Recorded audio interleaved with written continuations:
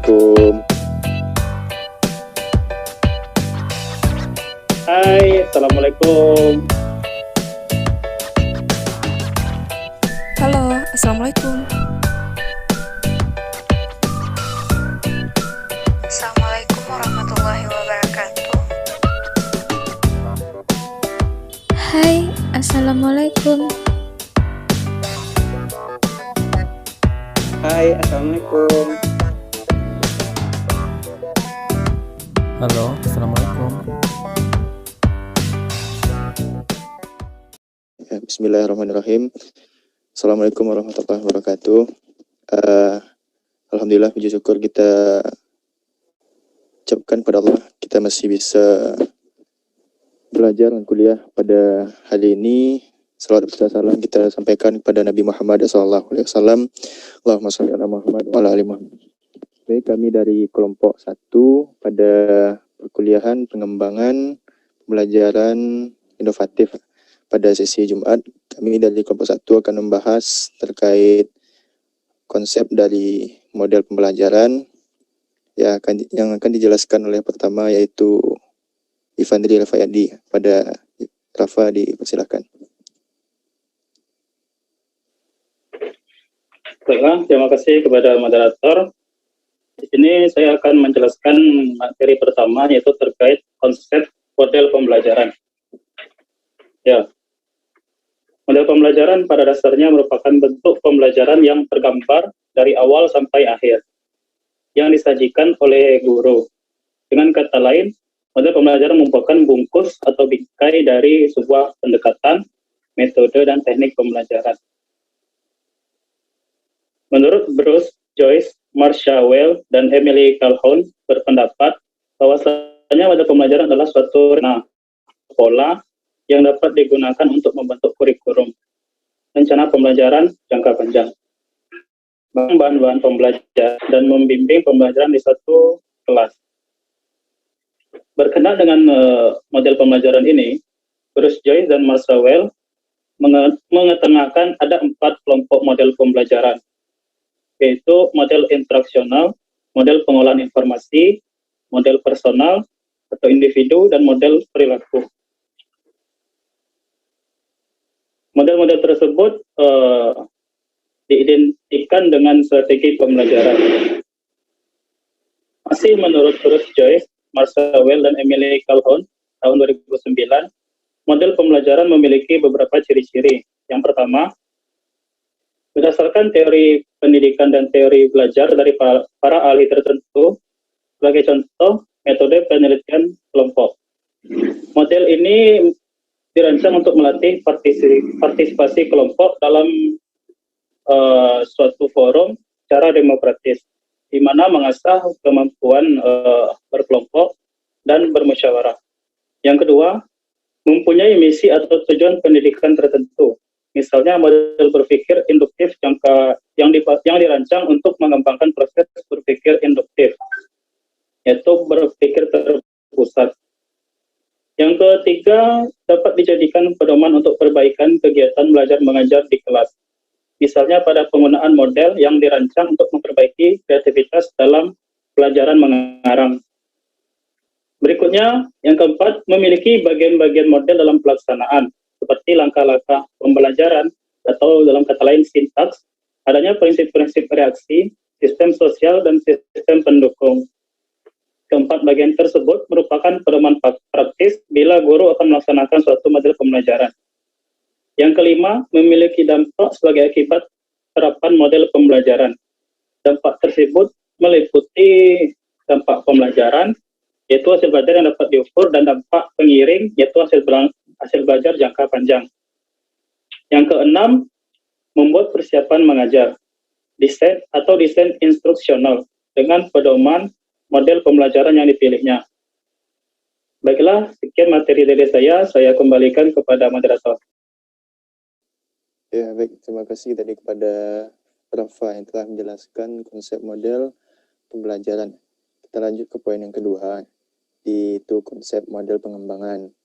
Ya, itu akan dijelaskan oleh saya sendiri. Ya, kita masuk ke poin konsep model pengembangan. pengembangan merupakan suatu kegiatan yang dilakukan untuk mewujudkan suatu rancangan ke dalam bentuk fisik. Tujuan dari pengembangan dilakukan untuk menghasilkan sesuatu yang diharapkan dapat mencapai tujuan pembelajaran. Nah, menurut Barbara, Sales, dan Lita Cerisi mengungkapkan bahwa pengembangan merupakan proses penerjemahan atau menjabarkan spesifikasi desain ke dalam bentuk fisik. Nah, pengembangan dapat dimaknai sebagai kegiatan yang secara sengaja, sistematis, bertujuan, merumuskan, memperbaiki, mengembangkan, menghasilkan, menguji keefektifan produk, model, metode, atau strategi, cara, prosedur tertentu yang lebih unggul, baru, efektif, efisien, dan bermakna. Ya, maksudnya pengembangan di sini adalah suatu proses kegiatan yang dilakukan secara sistematis, baik untuk membuat atau memperbaiki sesuatu, dimulai dari tahap mendesain, kemudian diwujudkan ke dalam bentuk fisik nyatanya melalui prosedur tertentu sehingga dapat menghasilkan sesuatu yang bermakna atau bermanfaat. Dengan demikian, kita dapat menyimpulkan bahwa yang dimaksud dengan mode pengembangan pembelajaran adalah sebuah prosedur atau acuan yang secara visual mengkomunikasikan langkah pengembangan pembelajaran yang disusun secara sistematis dalam upaya untuk meningkatkan pembelajaran yang efektif dan efisien. Ya, baik itulah konsep model pengembangan. Selanjutnya kita akan masuk kepada poin yang ketiga, yaitu perbedaan dari model pembelajaran dan model pengembangan. Itu yang akan dijelaskan oleh Lili ya. Kepada Lili Ramadhani dipersilakan.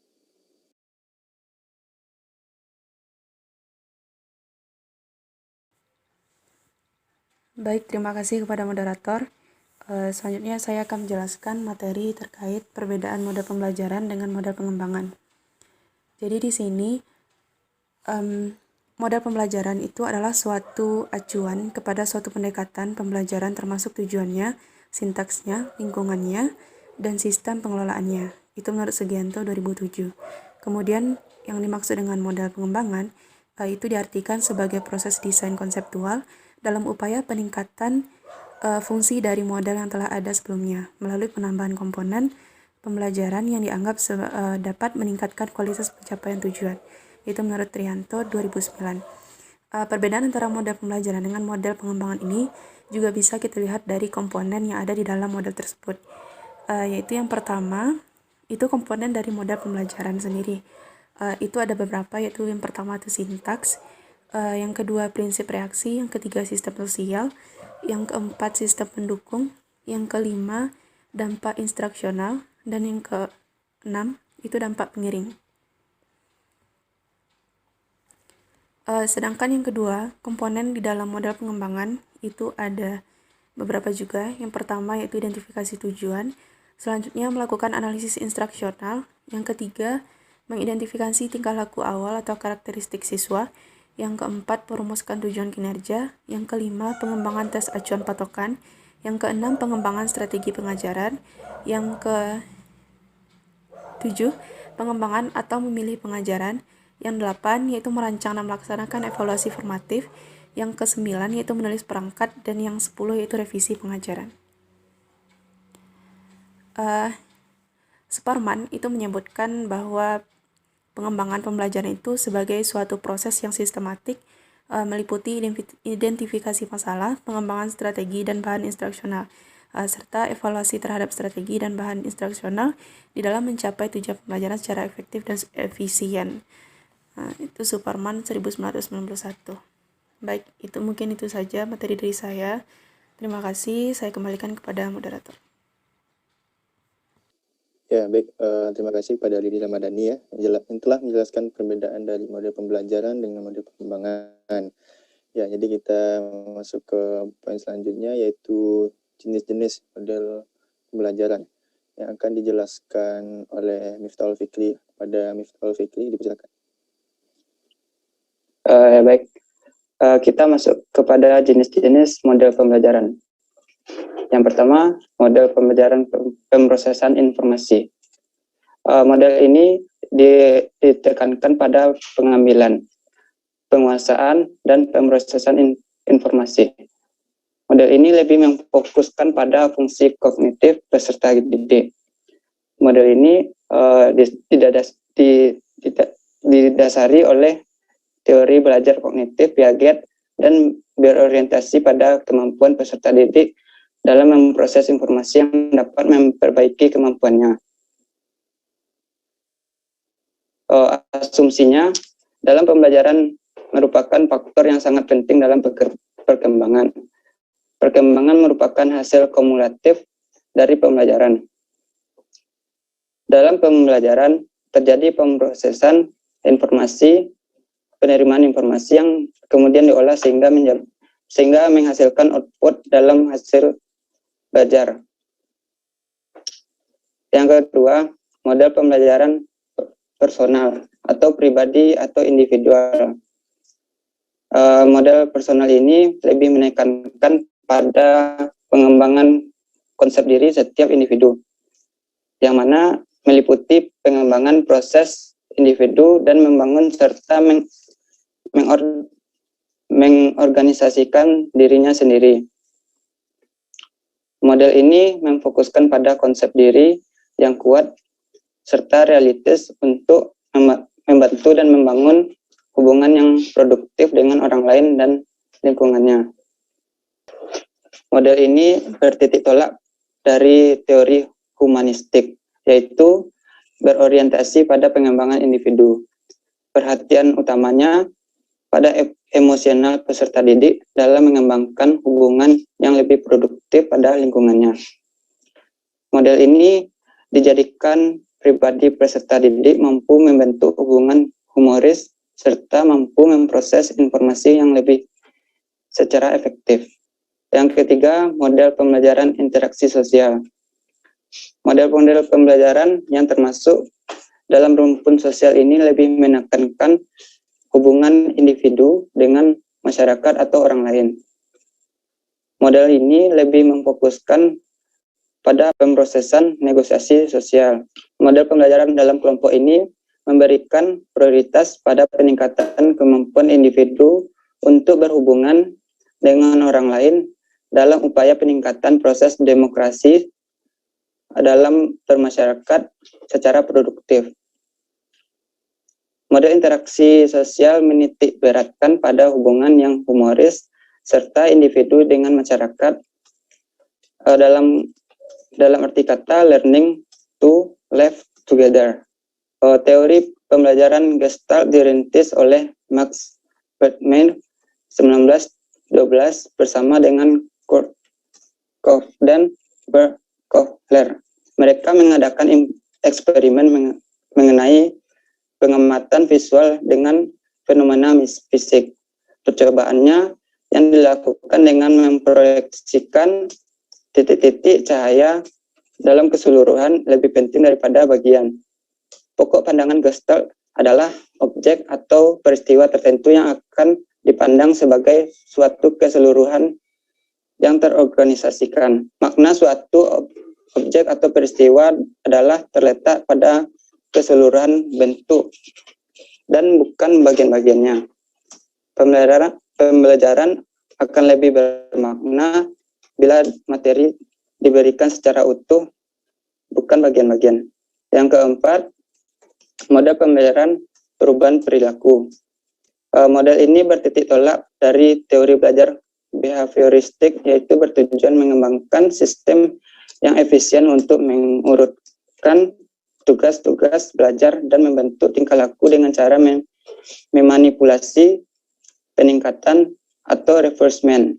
Model ini lebih menekankan pada aspek perubahan perilaku psikologis dan perilaku yang tidak dapat diamati oleh karakteristik. Model ini adalah penjabaran dari tugas-tugas yang harus dipelajari oleh peserta didik lebih efisien dan berurutan. Terdapat 4 fase dalam model modifikasi tingkah laku ini, yaitu yang pertama, fase mesin pengajaran, yang kedua, penggunaan media, yang ketiga, pengajaran berprogram atau linear branching, yang keempat, operan kondisional, dan operan reinforcement. Sekian materi dari saya kembalikan pada moderator. Ya, terima kasih kepada Ustaz Fikri yang telah menjelaskan 4 model tadi menurut Bruce, Marsha, and Emily ya. Tadi ada 4 komponen. Ya, jadi selanjutnya kita akan membahas terkait model lainnya atau model tambahan dari 4 jenis model yang telah dijelaskan tadi. Ya, jadi ada 8 poin ya. Jadi kita bahas 4 poin tambahan. Yang pertama dulu yang akan dijelaskan oleh Kurnia Sandi ya. Pada Kurnia Sandi kita persilakan. Baik, terima kasih moderator. Saya akan melanjutkan pembahasan mengenai 4 model pembelajaran lainnya, yaitu yang pertama model pembelajaran kooperatif Jigsaw. Adapun langkah-langkahnya yaitu yang pertama kelompok kooperatif, di mana siswa dibagi ke dalam kelompok kecil yang beranggotakan 3-5 orang. Kemudian guru membagikan wacana atau tugas yang sesuai dengan materi yang diajarkan. Kemudian masing-masing siswa dalam kelompok mendapatkan wacana atau tugas yang berbeda-beda dan memahami informasi yang ada di dalamnya. Yang kedua itu kelompok ahli, di mana guru mengumpulkan masing-masing siswa yang memiliki wacana atau tugas yang sama dalam satu kelompok, sehingga jumlah kelompok ahli sesuai dengan wacana atau tugas yang telah dipersiapkan oleh guru. Selanjutnya, dalam kelompok ahli ini, tugas agar siswa belajar bersama untuk menjadi ahli sesuai dengan wacana atau tugas yang menjadi tanggung jawabnya. Kemudian menugaskan bagi semua anggota kelompok ahli untuk memahami dan dapat menyampaikan informasi tentang hasil dari wacana atau tugas yang telah dipahami kepada kelompok kooperatif. Kemudian apabila tugas sudah selesai dikerjakan dalam kelompok ahli masing-masing, siswa kembali ke kelompok kooperatif awal dan memberi kesempatan secara bergiliran masing-masing siswa untuk menyampaikan hasil dari tugas kelompok ahli. Dan selanjutnya yaitu apabila kelompok sudah menyelesaikan tugasnya, secara keseluruhan masing-masing kelompok melaporkan hasilnya dan guru memberi klarifikasi. Model yang kedua yaitu model pembelajaran kooperatif Number Add Together, yaitu dikembangkan oleh Spencer pada tahun 1992. Teknik ini memberikan kesempatan kepada siswa untuk saling membagikan ide-ide dan mempertimbangkan jawaban yang paling tepat. Kemudian ada pun langkah-langkahnya, yaitu yang pertama, siswa dibagi ke dalam beberapa kelompok. Kemudian guru memberikan tugas yang masing-masing kelompok mengerjakannya. Selanjutnya kelompok memutuskan jawaban yang dianggap paling benar dan memastikan setiap anggota kelompok mengetahui jawaban ini. Kemudian guru memanggil salah satu nomor siswa dengan nomor yang dipanggil dan melaporkan hasil kerja mereka. Setelah itu tanggapan dari kelompok yang lain, dan teknik kepala bernomor ini juga dapat dilanjutkan untuk mengubah komposisi kelompok yang biasanya dan bergabung dengan siswa lain yang bernomor sama dari kelompok lain. Model yang ketiga yaitu model pembelajaran kooperatif Group to Group Exchange, yaitu model pembelajaran pertukaran kelompok mengajar ini. Tugas yang berbeda diberikan kepada kelompok peserta didik yang berbeda. Masing-masing kelompok mengajar apa yang telah dipelajari untuk siswa kelas. Kemudian untuk langkah-langkahnya itu yang pertama, pilihlah sebuah topik yang mencakup perbedaan ide, kejadian, posisi, konsep, pendekatan untuk ditugaskan. Langkah yang kedua yaitu bagilah kelas ke dalam beberapa kelompok, jumlah kelompok sesuai dengan jumlah tugasnya. Langkah yang ketiga yaitu berikan cukup waktu untuk berdiskusi dan mempersiapkan bagaimana mereka dapat menyajikan topik yang telah mereka kerjakan. Langkah keempat yaitu bila diskusi telah selesai, mintalah kelompok memilih seorang juru bicara. Langkah yang kelima yaitu setelah presentasi singkat, doronglah peserta didik bertanya pada presenter atau tawarkan pada mereka sendiri dan biarkan anggota juru bicara kelompok menanggapi. Dan langkah yang terakhir yaitu lanjutkan sisa presentasi agar setiap kelompok memberikan informasi dan merespon pertanyaan juga komentar peserta didik. Model yang keempat yaitu model pembelajaran kooperatif decision making, yaitu suatu bentuk cara belajar aktif yang mengembangkan kemampuan anak untuk berpikir dan bertindak secara logis, kreatif, dan kritis untuk memecahkan masalah. Adapun langkah-langkahnya itu, langkah yang pertama, informasi tujuan dan perumusan masalah. Langkah yang kedua, secara klasikal, tayangkan gambar, wacana, atau kasus permasalahan yang sesuai dengan materi pelajaran atau kompetensi yang diharapkan. Langkah yang ketiga, buatlah pertanyaan agar siswa dapat merumuskan permasalahan sesuai dengan gambar, wacana, atau kasus yang disajikan. Langkah yang keempat itu secara kelompok siswa diminta mengidentifikasi permasalahan dan membuat alternatif pemecahannya. Langkah yang kelima yaitu secara kelompok atau individu siswa diminta mengidentifikasi permasalahan yang terdapat di lingkungan sekitar yang sesuai dengan materi yang dibahas dan cara pemecahannya. Langkah yang keenam yaitu secara kelompok atau individu siswa diminta mengemukakan alasan mereka memilih alternatif tersebut. Langkah yang ketujuh yaitu secara kelompok atau individu siswa diminta mencari penyebab terjadinya masalah tersebut. Dan langkah yang terakhir adalah secara kelompok atau individu siswa diminta mengemukakan tindakan untuk mencegah terjadinya masalah tersebut. Mungkin itulah materi dari saya kembalikan kepada moderator. Ya, terima kasih kepada akunnya Sandi yang telah menjelaskan 4 model tambahan dari pembelajaran, model lain dalam pembelajaran. Ya, jadi ada 4 lagi yang akan dijelaskan oleh Fiona nanti. Jadi kepada Fiona dipersilakan. Baiklah, terima kasih kepada moderator. Saya akan menjelaskan 4 model terakhir. Yang pertama, model analisis kasus.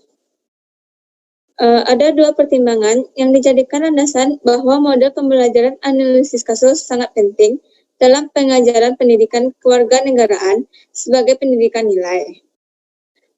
Langkah pembuatan dan penggunaan model pembelajaran analisis kasus adalah sebagai berikut.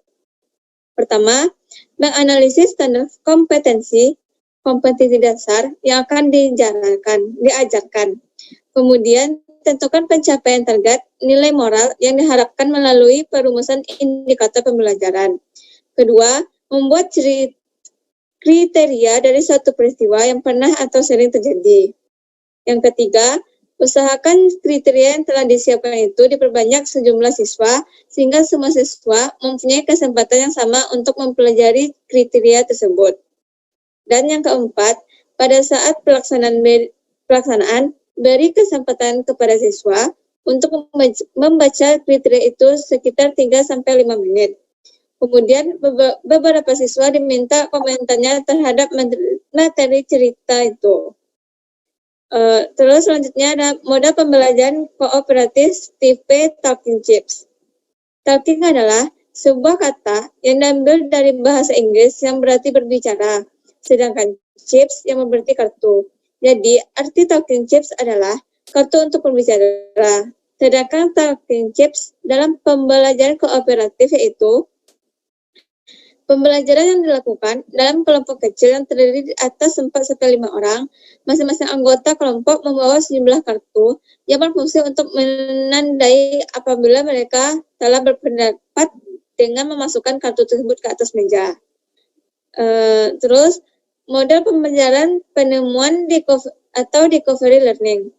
Metode discovery learning adalah teori belajar yang didefinisikan sebagai proses pembelajaran yang terjadi bila pelajar tidak disajikan dengan pelajaran dalam bentuk finalnya, tetapi diharapkan mengorganisasi sendiri. Berikut ini langkah-langkah dalam mengaplikasikan model discovery learning di kelas. Pertama, langkah persiapan metode discovery learning. Yang terdiri pertama menentukan tujuan pembelajaran. Kedua, melakukan identifikasi karakteristik siswa peserta didik. Ketiga, memilih materi pembelajaran. Keempat, menentukan topik-topik yang harus dipelajari siswa peserta didik secara induktif. Kelima, mengembangkan bahan-bahan belajar yang berupa contoh-contoh, ilustrasi, tugas, dan sebagainya untuk dipelajari siswa peserta didik. Keenam, mengatur topik-topik pelajaran dari sederhana ke kompleks. Dan yang ketujuh, melakukan penilaian proses dan hasil belajar siswa peserta didik. B. Prosedur aplikasi metode discovery learning. Menurut Syah, dalam tahun 2004, dalam mengaplikasikan metode discovery learning di kelas, ada beberapa prosedur yang harus dilaksanakan dalam kegiatan belajar mengajar secara umum. Dan yang terakhir adalah model pembelajaran problem based learning atau PBL. Problem based learning atau PBL adalah kurikulum dan proses pembelajaran. Dalam kurikulumnya dirancang masalah-masalah yang menuntut peserta didik mendapat pengetahuan penting yang membuat mereka mahir dalam memecahkan masalah dan memiliki model belajar sendiri serta memiliki kecakupan berpartisipasi dalam tim. Tujuan dan hasil dari model pembelajaran berbasis masalah ini adalah A. Keterampilan berpikir dan keterampilan memecahkan masalah. B. Pembelajaran berbasis masalah ini ditujukan untuk mengembangkan keterampilan berpikir tingkat tinggi. C. Pemodelan peranan orang dewasa. D. Bentuk pembelajaran berbasis masalah penting menjembatani gap antara pembelajaran sekolah formal dengan aktivitas mental lebih praktis.